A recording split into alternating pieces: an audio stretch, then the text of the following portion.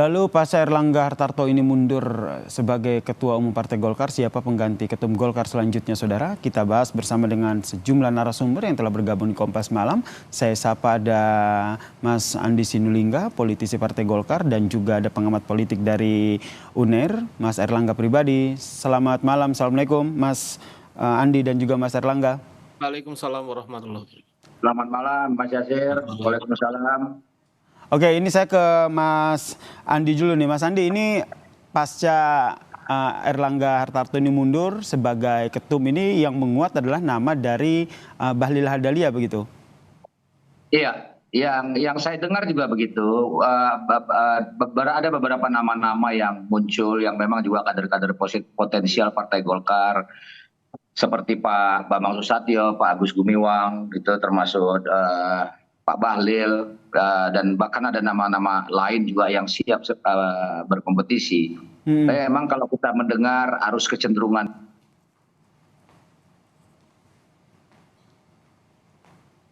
Mas Andi?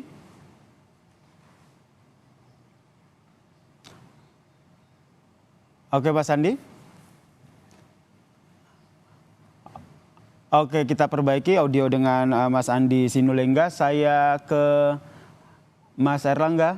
Mas Erlangga, ini tadi sempat kita dengar ya, tadi yang disampaikan oleh Mas Andi, ini banyak nama yang akhirnya menguat untuk menggantikan posisi Erlangga Hartarto sebagai ketua definitif gitu. Kenapa akhirnya nama Bahlil Lahadalia ini lebih mengerucut ataupun lebih kuat begitu, seperti yang tadi disampaikan oleh Mas Andi? Iya, kalau saya melihat, ya begini Mas, kalau saya melihat tadi berdasarkan pada apa yang diutarakan oleh Erlangga sendiri, bahwa mundurnya beliau terkait untuk menjaga keutuhan partai. Kalau kita melihat logika dari ucapan Pak Erlangga, itu artinya bahwa ada kontestasi di internal partai, sehingga jalan untuk menjaga keutuhan partai adalah mundurnya Pak Erlangga. Logikanya kan seperti itu. Kontestasi atau perebutan kekuasaan dalam tanda kutip? Iya, kontestasi bisa, salah satunya bisa mengarah pada perebutan kekuasaan. Dan jalan untuk menjaga stabilitas dan harmonisasi di partai adalah mundurnya Pak Erlangga. Artinya kan konsekuensi dari ucapan Pak Erlangga itu sendiri, gitu kan. Nah, di sini saya melihat bahwa di dalam internal Golkar itu ada dinamika politik yang cukup keras. Dan kemudian kalau kita melihat, saya ingat bahwa setidaknya 3 bulan yang lalu, itu bahwa dalam tanda petik dinasti politik dari Pak Jokowi, gitu, bisa Pak Jokowi atau Mas Gibran atau yang lainnya, ini kemudian membutuhkan basis politik dari partai untuk menjaga eksistensi kekuasaan dalam orbit kekuasaan pasca 2024 ini. Nah, saya pikir hal tersebut juga menjelaskan kalau kita lihat bahwa Bang Bahlil itu adalah bagian yang tidak terpisahkan dari inner circle dari kekuatan politik Pak Jokowi. Bisa jadi bahwa nama Bang Bahlil ini menjadi kemudian menguat terkait dengan logika dan dinamika politik seperti itu. Atau kemudian tidak mustahil terjadi bahwa ke depan bahkan Pak Jokowi atau Mas Gibran sendiri yang menjadi bagian dari kandidat utama dalam Partai Golkar setelah proses ini berlangsung. Jadi menurut Anda kontestasi yang terjadi di internal Golkar ini siapa dengan siapa tuh salah satunya adalah Bahlil Lahadalia di situ? Iya, Bang Bahlil Lahadalia dengan itu siapa? bagian penting. Maaf Mas. Dengan siapa menurut Anda? Saya pikir juga akan ada banyak seperti yang tadi sudah diutarakan gitu. Ada misalnya Pak Bambang Susatyo, ada kemudian banyak Agus Gumiwang dan lain sebagainya. Tapi yang saya lihat dalam kontestasi politik di dalam internal Golkar ini, variabel terkait dengan poros kekuatan dari kekuasaan yang saat ini eksis, yaitu Pak Jokowi, menjadi tidak bisa diabaikan. Dalam dinamika Golkar selama beberapa bulan belakangan, bahkan nanti ke depan. Sampai di sini dulu, Mas Erlangga. Saya ke Mas Andi nih, mau konfirmasi nih. Kalau kata Mas Erlangga ini ada kontestasi di sana, ada perebutan kepentingan dalam tanda kutip. Betul demikian? Ya kalau ada kontestasi, kompetisi di internal partai politik ya, itu sesuatu yang lumrah di Golkar itu. Nah, itu nggak bisa kita tutupin dan kita harus sampaikan bahwa memang kontestasi itu ada.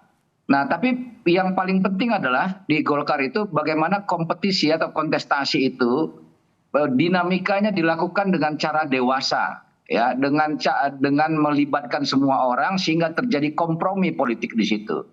Jadi kalau kita lihat bagaimana, coba kita saksikan bagaimana narasi Pak Erlangga yang dia sampaikan, kita lihat nonverbalnya, ya, kita bisa lihat apakah tergambar suasana yang teduh, tenang, atau penuh dengan tekanan misalnya, itu kita bisa macam-macam. Tapi saya sendiri melihatnya adalah di situ tergambar keikhlasan, jiwa besar, dan kemudian inilah langkah yang terbaik demi soliditas Partai Golkar sehingga bisa fokus penuh partai untuk mengawal pemerintahan baik yang hari ini dan menuju yang akan datang, dalam hal ini Pak Prabowo dan Pak Gibran, dan proses Munas itu diselesaikan dengan segera, dengan cepat sehingga terpilih ketua umum yang baru, dan ketika pemerintah baru dilantik maka Golkar sudah punya ketua umum yang siap langsung bekerja, itu apa kader-kadernya yang memang berkontribusi di pemerintahan Pak Prabowo Gibran yang akan datang. Jadi karena itu pilihan Pak Erlangga untuk mundur itu sudah tepat itu, dan itu patut diapresiasi. Oke, kalau dari internal sendiri ini kan kalau tadi kita dengarkan bahwa yang disampaikan oleh Airlangga Hartarto adalah menjaga keutuhan, kemudian disambung tadi disampaikan oleh Mas Erlangga ini ada kontestasi di sana. Nama-nama yang menguat di internal Golkar sendiri siapa? Apakah salah satunya adalah Bahlil Lahadalia atau siapa lagi selain itu? Selain Pak Bahlil, Pak Bambang Susatyo, Agus Gumiwang, nama-nama yang beredar ya. Memang walaupun kecenderungannya misalnya yang menguat itu adalah nama Pak Bahlil gitu. Kenapa sebagai demikian? sebuah Kenapa fakta, akhirnya yang menguat itu kenapa akhirnya yang menguat itu Pak Bahlil? Iya, ini kan soal begini ya, di Golkar itu problem komunikasi antara elit dengan kehendak di bawah itu kan penting, ya. Jadi ada variabel internal, ada variabel eksternal. Misalnya secara internal, kalau dia tidak punya komunikasi yang baik dengan katakanlah stakeholder, dalam hari ini dewan-dewan pimpinan daerah, mungkin akan sulit itu bisa dilakukan. Nah karena itu kalau saya dengar ya langsung, saya dengar dari teman-teman, baik beberapa elit-elit DPP termasuk teman-teman di daerah, memang arahnya ke sana, kecenderungan itu. Walaupun ini kan belum kita tahu bagaimana dinamika Munas yang akan berlangsung besok. Kita hari Selasa rencananya itu kalau dengar dari teman-teman DPP akan melakukan rapat pleno, dan di rapat pleno itu nanti akan ditetapkan siapa yang menjadi PLT Ketua Umum, lalu Rapimnas menetapkan jadwal Munas, dan nanti dinamikanya akan lebih terlihat di situ. Nah yang saya gambarkan itu adalah dinamika yang terjadi hari ini gitu. Tadi Anda menyebutkan dekat dengan elit-elit yang dimaksud ini adalah Joko Widodo? Elit di internal Partai Golkar dengan para pimpinan-pimpinan di daerah. Elit yang saya maksud adalah, tadi kan pertanyaan Anda tadi, Bung Yasir mengatakan kenapa Bahlil. Betul. Ya kemampuan Bahlil berkomunikasi dengan elit-elit DPP Partai Golkar dan juga dengan dewan-dewan pimpinan daerah. Nah ada variabel tentu di eksternal, ada elit-elit negara. Saya pikir itu nggak bisa dihindari. Di Golkar nggak usah saya sampaikan lagi. Publik sudah tahu semua kan bagaimana. Dan saya kira hampir semua partai tidak akan bisa menghindari variabel di luar dirinya, sama dengan Indonesia. Termasuk hubungan ataupun pengaruh dengan Presiden Joko Widodo begitu ya? Ya sudah pasti tidak mungkin apa yang terjadi di Golkar itu tidak berkomunikasi dengan pimpinan nasional, itu tidak mungkin itu. Pasti ada komunikasi untuk dinamika ini berjalan dengan baik. Tidak mungkin tidak ada komunikasi, pasti ada komunikasi. Nanti tapi jangan dipahami komunikasi itu komunikasi yang negatif gitu ya. Oke, ini komunikasinya akan seperti apa nih untuk menentukan siapa calon pengganti dari Erlangga Hartarto? Apakah betul ini mereka yang berdekatan dengan elit eksternal maupun internal? Saya juga akan minta tanggapan dari Mas Erlangga Hartarto, tapi minta tanggapan dari Mas Erlangga pribadi, tapi usai jeda ya. Kita tetaplah bersama kami di Kompas Malam, kita masih membahas siapa pengganti ketum pasca Erlangga Hartarto mundur dari ketum Golkar.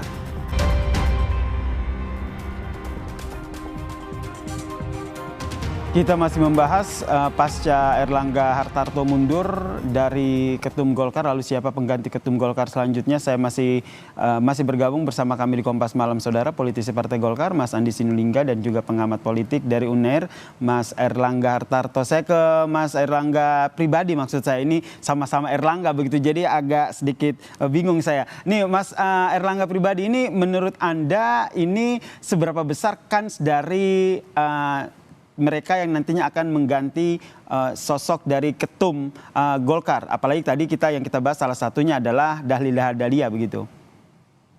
Iya, kalau saya ngelihat Bang Bahlil itu memiliki kans yang cukup kuat sebagai kandidat ketua umum Golkar di sini, karena memang seperti tadi sudah diutarakan oleh Bang Andi bahwa hubungan-hubungan yang dekat dengan stakeholder dan tentunya juga dengan elit politik, dan khususnya bahwa Bang Bahlil sendiri memiliki social and political capital dekat dengan Presiden Jokowi, yang hal tersebut memberikan peluang besar pada Bang Bahlil untuk menjadi ketua umum.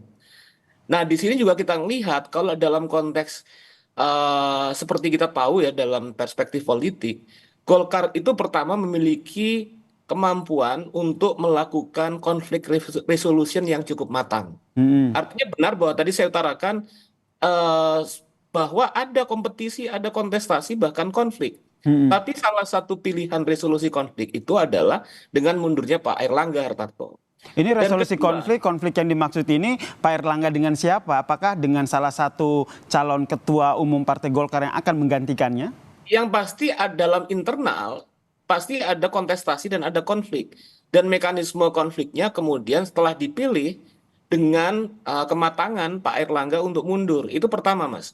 Okay. Kedua, kita tahu bahwa kedekatan dengan elit politik atau dengan kekuasaan itu menjadi parameter, salah satu standar kriteria dari kandidat ketua umum Golkar, karena tidak bisa dipisahkan bahwa track politik dari Golkar itu kemudian memang bagaimana tetap dalam poros dan orbit kekuasaan. Mungkin hampir semua partai politik seperti itu, tapi Golkar memiliki pengalaman yang cukup panjang tentang bagaimana kemudian menjadi bagian dari proses kekuasaan yang bekerja. Nah, disitulah kemudian dalam pilihan-pilihan politik siapa yang akan menjadi ketua umum, maka kriteria kedekatan dengan poros kekuasaan menjadi suatu hal yang sangat penting sebagai standar kriteria dari ketua umum Golkar. Gitu. Oke, jadi menurut Anda mundurnya Erlangga ini lebih kepada faktor internal Golkar ya? Saya pilih kalau tadi pilihan kata-kata yang diutarakan oleh mantan ketum Erlangga Hartarto itu bahwa untuk menjaga soliditas dan kesinambungan Partai Golkar. Menjaga keutuhan begitu. Kalau kita lihat kan, kalau menjaga keutuhan kan berarti ada yang tidak utuh begitu. Ada yang bisa dikatakan ada sesuatu yang terpecah begitu. Sehingga Erlangga harus mundur sehingga nggak pecah dan tetap utuh. Saya ke Mas Andi dulu. Mas Andi, ini membahasakannya seperti apa atau apa yang terjadi di internal Golkar? Boleh saya sampaikan dengan terang ya, sebentar ya, mohon jangan dipotong ya. Jadi soal terkait diksi kata keutuhan itu. Nah, kata keutuhan itu tidak berdiri tunggal karena ada kaitan juga dengan proses transisi pemerintahan dengan kabinet pemerintahan Pak Prabowo ke depan. Nah, kalau kita mau lihat, pasti ada kompetisi di Golkar. Kalau melihat jadwal, itu Desember kita Munas. Kalau mau dilihat jadwal dari ketetapan yang ada. Ya, nah karena di Desember Munas, maka sudah pasti calon-calon potensial di Golkar seperti yang sudah pasti melakukan penggalangan konsolidasi untuk mencari dukungan, ya segala macam itu.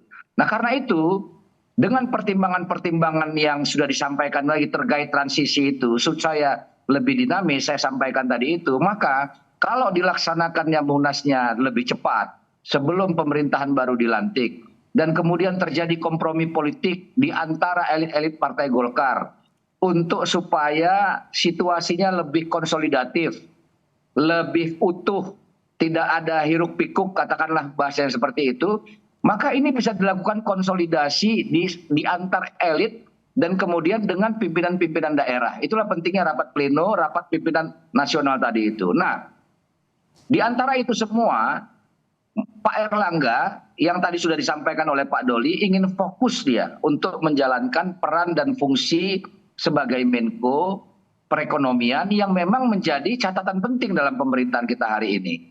Nah, saya ingin sampaikan tidak ada privilege yang lebih besar daripada Pak Erlangga memimpin Partai Golkar 2 periode, 2017, 2019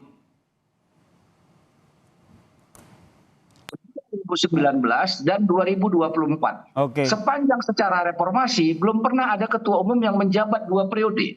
Nah, baru Pak Erlangga, dan itu tanpa konflik, tanpa ada hiruk pikuk yang berarti. Kita bisa cek semua. Konsolidasi partai bagus, tidak ada perpecahan, bahkan tidak ada hiruk pikuk di luar terjadi. Itu karena kearifan semua elit-elit ini untuk menjaga dinamika Golkar yang baik dan terbukti bertambah kursinya dari 85 ke 102. Nah, untuk ke depan, untuk kepentingan Partai Golkar, supaya konsolidasinya tetap jalan, maka diperlukan kompromi untuk kepentingan kesinambungan pemerintahan ke depan, untuk mengawal pemerintahan Pak Prabowo juga dengan lebih smooth, maka mundurnya Pak Erlangga itu adalah jiwa besar yang harus diapresiasi itu. Jadi output mundur itu bagian dari meredusir dinamika yang kita tidak tahu ke depannya seperti apa itu. Nah, dalam konteks itulah menurut saya yang disampaikan Pak Erlangga, pembagian tugas. Dia sudah punya bertugas 2 periode di Partai Golkar dengan segala prestasi, meskipun ada catatan-catatan kekurangannya, tidak ada manusia yang sempurna, dan kemudian beliau ingin fokus di kabinet melaksanakan tugas peran pokok dan fungsinya sebagai Menko Perekonomian. Nah, ini berbagi tugas sehingga konsolidasi Partai Golkar ke depan itu diambil oleh kader-kader terbaik yang ada selain Pak Erlangga. Terakhir saya ke Mas Erlangga pribadi begitu. Melihat ke depannya ini nanti akan seperti apa dinamikanya? Ya, kalau saya lihat bahwa kalau melihat track ke depan gitu, bahwa ini adalah suatu proses bagaimana Partai Golkar sendiri menggunakan mekanisme yang ada di internal partai untuk mengelola konflik yang sedang berlangsung. Jadi kalau tadi kita menyaksikan apa yang diutarakan, saya berpegang pada apa yang diutarakan oleh Pak Erlangga Hartarto, bahwa kemudian untuk menjaga keutuhan partai, dan saya berpegang pada apa yang diutarakan oleh Kanda Andi Sinulinga, bahwa terjadi kontestasi, terjadi kompetisi pada di awalnya, dan kemudian itu adalah hal yang biasa dan ini menjadi bagaimana mekanisme politik untuk menyelesaikan hal tersebut. Maka di situ saya menyaksikan bahwa kemunduran Pak Erlangga sebagai bagian dari solusi terjadinya konflik internal Partai Golkar. Oleh karena itu saya lihat ke depan yang akan muncul itu ketika kemudian Bang Bahlil yang kemudian menjadi kandidat kuat, maka ini adalah track bagaimana proses transisi tidak saja di kekuasaan, tapi di internal dari Partai Politik Golkar. Itu kemudian menjaga di mana kemudian pada proses selanjutnya mereka-mereka yang menjadi bagian dari poros kekuasaan Pak Jokowi yang akan kemudian mengambil kepemimpinan di Partai Golkar ini. Ya. Baik, ini nanti kita nantikan bersama ya, seperti apa nanti ke depannya, apakah betul nanti Bahlil Lahadalia ini akan menjadi ketum pengganti Erlangga Hartarto. Ini masih ada proses-proses yang nantinya akan dilewati oleh Partai Golkar. Terima kasih Mas Andi Sinulinga, politisi Partai Golkar, dan juga ada pengamat politik dari Unair, Mas Erlangga pribadi telah bergabung bersama kami di Kompas Malam. Salam sehat semuanya.